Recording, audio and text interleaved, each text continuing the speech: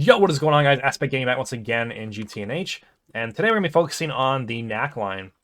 So to do that, we need to make some new multi-blocks, the main one being the Neutron activator, and we also need to make this in the precise assembler, which we have two presses over here. If you remember, these have two different modes, a normal mode and a precise mode. So we're going to make a brand new one that's only for the precise mode, because there's a couple recipes that I foresee us having to use in that, which it should be auto-crafted, so we're going to request some new presses. I did have a live stream the other day where, if you didn't watch that, just a quick recap, we were upgrading some stuff around the base. I have new multis over here. This is the autoclave. This thing's going to be much, much faster now whenever we need our Lapotronic crystals. Yeah, Lapotronic crystals, and also the energy crystals. And then the raw carbon fiber is also in here. Maybe I should multiply that pattern out a bit more. 64 seems like not that many of it. So, we'll do that right now instead of thinking about it. 512 sounds better to me. And then this is a forge hammer, the industrial sledgehammer. It's not doing too much anymore, but it's just whatever long rods are not able to go in my fluid solidifier. I've also moved all my patterns to the fluid solidifier. This thing's kind of awesome. It's so much faster than the extruder. My crafts are very noticeably better. So yeah, we're going to make a new press. I'm going to have to request more of these casings. I believe I needed 42 of them, or 44. It should say in the press controller, actually. Let's look that up. The minimum casings are 42. Okay. So we will make a new one, and then make that our precise assembler, and the other ones could be regular assemblers. So I got distracted. I was noticing that a big bottleneck for me was my annealed copper, because it's being made in an HV arc furnace. So I'm like, all right, let me just make the arc furnace multi real quick. It should be easy, right? Yeah, you would have thought. This is a recursive craft with a ton of stuff going on in it. And because of that, I noticed if I made a big request of my ABSs, it just threw all the dust in here and it got so confused. And the advanced stocking input bus was getting messed up. Remember, this used to have circuits in there. So I changed this. This is much better now. It now has blocking mode, basically. So I'm using dual interfaces here instead now. And these all have blocking mode with a advanced blocking card in here. It needs that advanced blocking card because this is going to allow it to read the subnet. So it's going to ask, are there items inside of this storage cell? And then I also have it looking at this quad input hatch up here. So if it sees items in here or over there, it's not going to be able to send a new recipe. And then I don't have any fluid storage in here. I just have this fluid storage bus right now.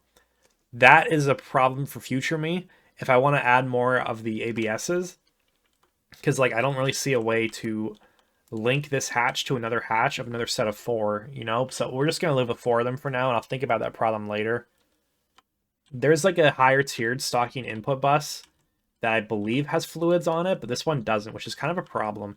But we will work around it in this way for now and allow things to work, because this is pretty good now. And like I said, this is the main purpose, was to get the blocking mode. And I also have fluid support, which is necessary.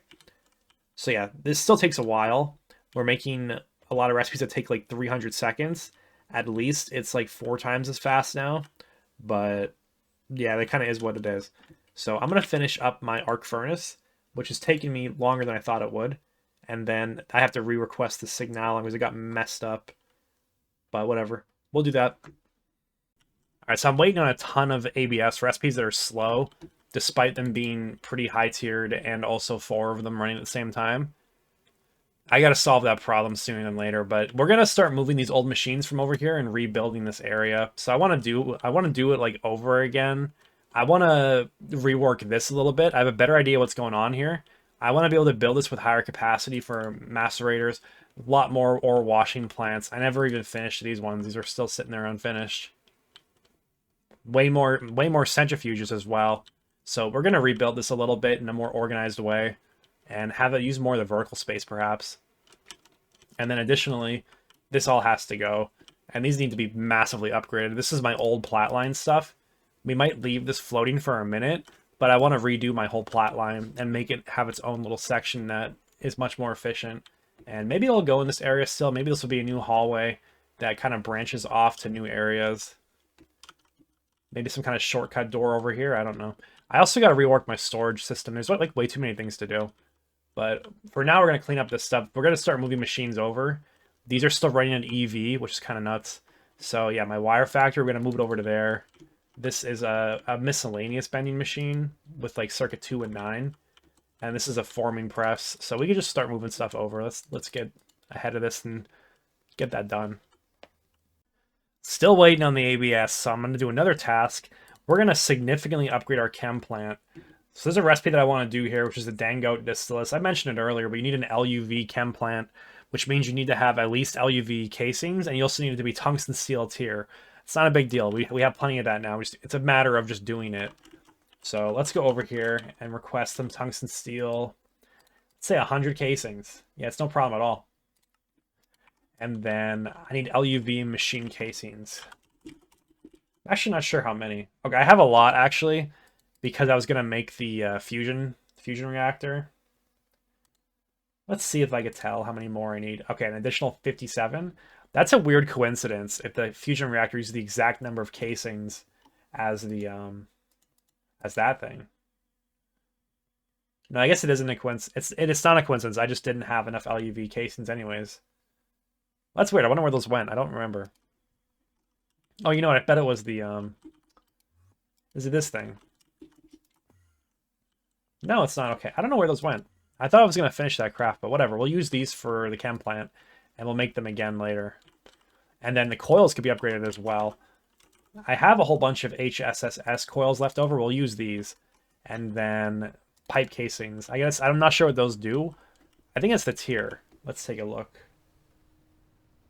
I lost it. There it is. Plant tier is determined by casing tier. Higher tier pipe casing boosts parallel and reduces catalyst consumption. Okay. What's the maximum tier pipe casing we can do?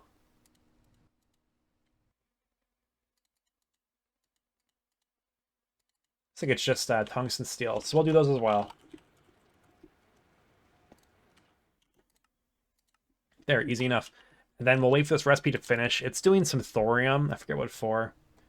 What is it making? Yeah, I don't remember what it's doing that for, but it's for part of the recipe. It should be almost done. I could actually pause it, and then we could upgrade it, and then it'll run faster for the next run. This is why Thaumcraft is OP. Instantly swapping this out. It's amazing. There we go. Upgrade is completed. So now we can put our Dangote on here. Okay, I do have a quad hatch on this. It's only an EV hatch, though, because it's been a while since I did that.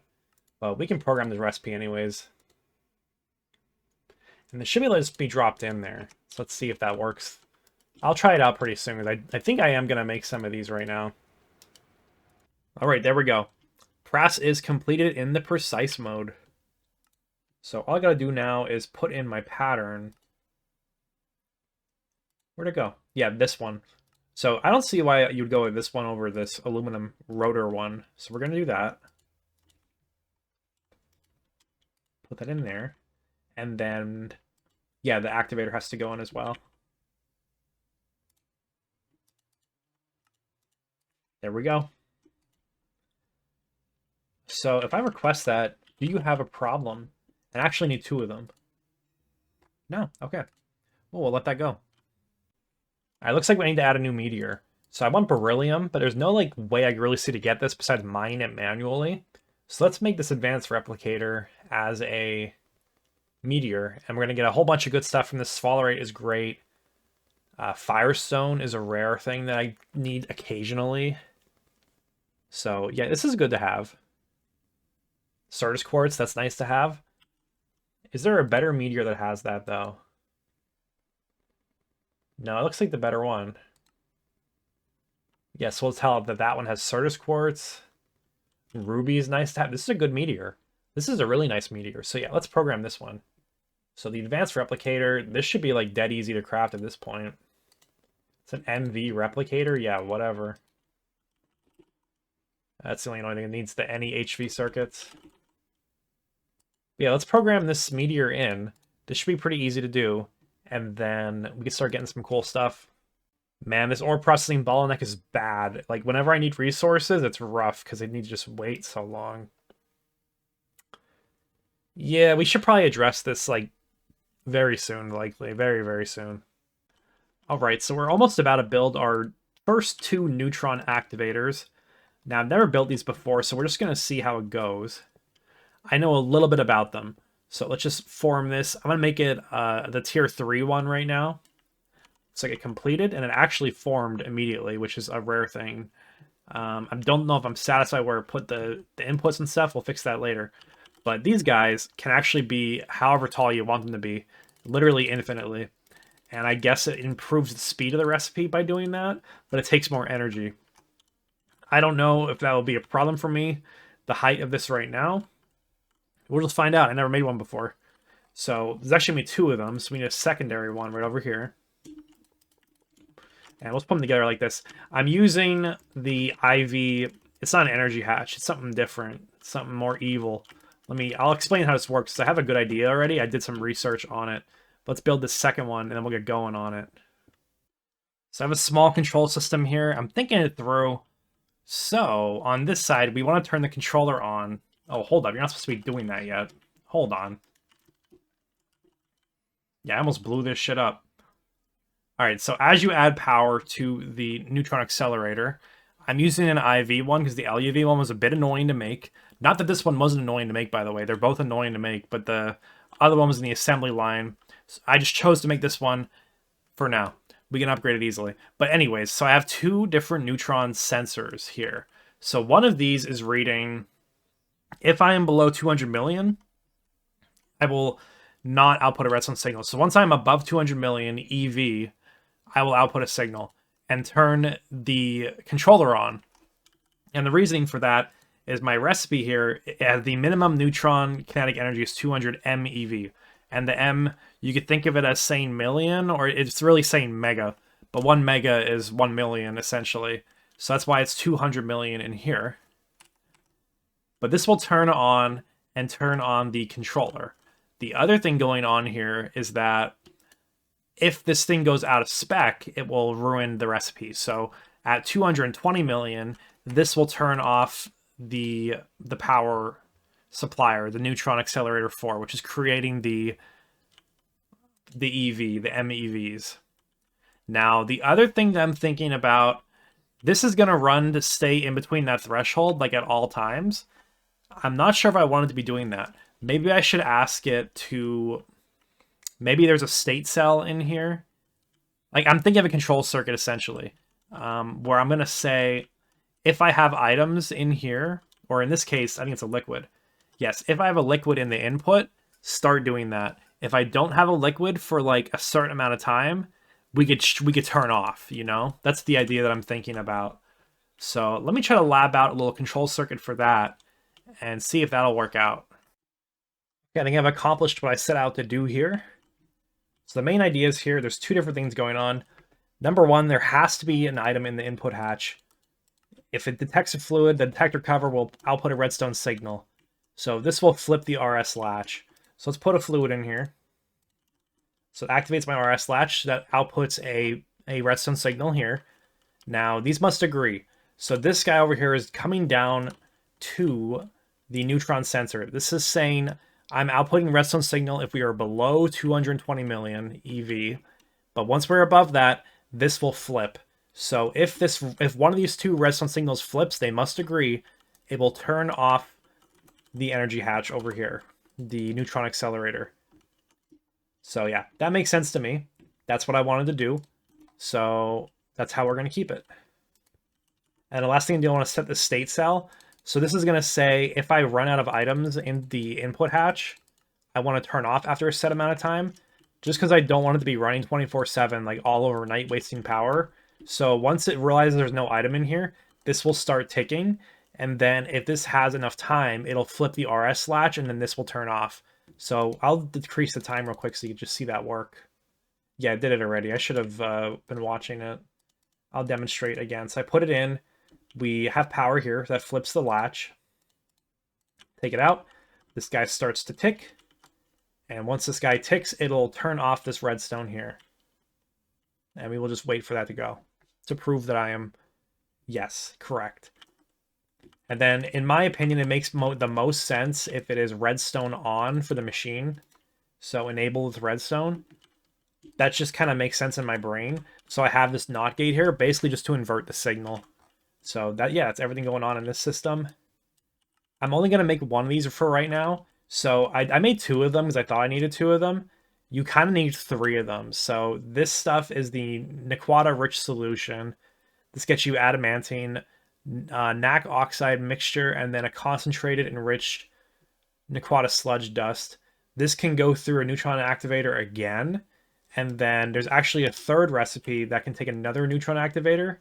I forget where it is. I think it's this one right here. No, maybe it's not. Yeah, here it is. The Naquadah rich solution. Naquadah is something different, apparently. Don't know what it's used for, but we'll get there eventually. So we'll add one more to this system at a later point, and then we can set them all up similarly to this. All right, everything is done now. I stayed up really late working on this, so I wasn't able to record while I was building it, but here we go now. So this is the output chest. A couple things are in here piling up. The first one is the concentrated enriched Naquadah sludge dust. Deal with that later. The next thing, this is the main output, the Naquadah dust.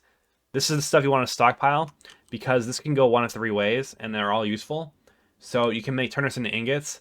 You have a recipe here with carbon, and you get the CO2 back. The carbon's infinite anyway, so you can do what you want with this.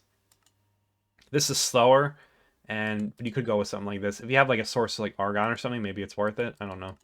This is so fast though, and the carbon's pretty free, so that's what I'm gonna go with. But you also turn this into directly into Naquadah dust. So sodium plus that, and it looks like you get the sodium back, because this is completely useless otherwise. So just electrolyze that instantly. And then the final use is for the wafers, or I guess the bowls, but it makes them much faster. So we'll be using that recipe instead now as well. That's why you store it as the Naquadah. Additionally, we have gallium hydroxide. This stuff I already have it kind of stockpiled because of my EECs. So I already have an infinite source of gallium and sodium hydroxide, but like I want to redo my storage a little bit with like sticky cards and reorganizing, things like that. So at some point, we will deal with all that. So let's take a look at some of the recipes now. We start off over here. The Naquadah oxide mixture or NOM dust goes over here. And then, actually, we need the fluoroantimonic acid first. Let's go over to that real quick. So over here, you make the antimony pentafluoride solution. We are losing this antimony a little bit. I'm not sure how I'll deal with that yet. But you do recycle it, but you lose some of it is the problem. So I'll think of a solution for that one. But this recipe is antimony plus ether, fluorine, and crushed ice. This thing destroys your fluorine supply. I have a big stockpile, but it's gonna run out eventually. So I need a better solution for it. Yeah, wow, I'm already down to 56 million. That's crazy. But yeah, we will run this as long as we can, and I need to identify a new fluorine source. The most likely source, I believe, is bees. I don't enjoy bees that much, but I could learn it. The ether is fully recycled in a loop, so you don't worry about that. The crushed ice I'm making down below. I have a mega vacuum just for it. This stuff is cheap to make, so whatever. But right now I just have it with the fluid level emitter so it doesn't clog my storage. But yeah, this is going to be future-proofed as well. So when I have this running extremely fast, that vacuum freezer won't be a problem. And it's pretty cheap to make, to be honest. Okay. So then that comes over to the distillation tower. This guy distills down the solution. And then you get your ether back, and then you make antimony pentafluoride. So that comes over to here. Plus HF. I believe this is recycled. I'm not sure though. I would have ran out of it by now, so I think it is recycled. But yeah, this is gonna form your fluoroantimonic acid, which then is used, I believe, over here. Yep. It goes to the EBF over here, and then it dissolves your NOM. So from there, you make low-quality NAC emulsion, centrifuge that. Your emulsion goes to a solution. You chemical react that with P507. Then you get the Naquadah adamantium solution. You neutron activate that. Then you get the NAC-rich solution. You autoclave that, and you get your P507 back, and you're left with your output. So let's run that by again. We centrifuge stuff. I don't even know, bro. It's kind of going all over the place. Yeah, then we come back over to here. I'm using an interface for this one. I've been messing with this. It doesn't always work for me. I don't really know how to make this work, but it's okay. I do like the export buses. People have said in the comments these are bad. I've seen conflicting answers on Discord. Some people say they're not as bad as they used to be. I don't really know. But this works for me, so I'm going to keep doing it. If I start lagging later on, I could fix the problems, I guess. I don't know. But yeah, this stuff comes over to there. Then we make our way to the autoclave, which I had to build a whole autoclave just for this system. It's another pretty high tier one. But, I mean, none of it's that expensive for me anymore. And you saw earlier the Neutron accelerator, or activator, I believe it's called. It's working pretty well. It stays at 220. I guess just because of the way the circuit works, it like sort of bumps itself on and off. Like there's not a latch. So if I wanted it to work how I thought I was going to, where it was going to go to 220, drop to 200, I would need some kind of latch between the two neutron sensors. I don't really care though. It's fine like this. It just bumps it up and down above the 220. Fine with that. So I guess that's it. Now I have a large source of Naquadah. I have a large sink of fluorine, which is something interesting. Yeah, I'm already down to 55 million. I started with like 80 million, I believe, and that was like not even that long ago. So that needs to be addressed pretty quickly. I'm also getting a bunch of byproducts, one of which is this adamantium. Not really sure what to do with that yet. I'll probably find out at some point. Yeah, pretty nice. Alright, I think it's going to be enough for today. We progressed quite a bit. The Naqline was pretty cool to make. A little bit complicated in the recipes, but really simple once you build it all out, to be honest. So if you're intimidated by stuff like this, just start building. Start going bit by bit. When you see the spreadsheets and the flow charts, it looks way worse than it actually is, in my opinion. So yeah, pretty nice. So I guess next time we'll probably be looking at clean up some more problems around the base. I want to do some building. I want to do some cleanup. This area has to go away and be redone, which it's a pretty big problem. And we're going to be pushing towards fusion pretty soon, I guess. That's the next step. We take a look over here at the quests. Seems to be the next option to go for. So I'm going to research that, see what I can do. And then from there we get europium, and we can make new circuits, and then we can keep moving on. So pretty cool stuff coming up. Until then, guys, thank you all for watching. I will see you next time. Have a good day.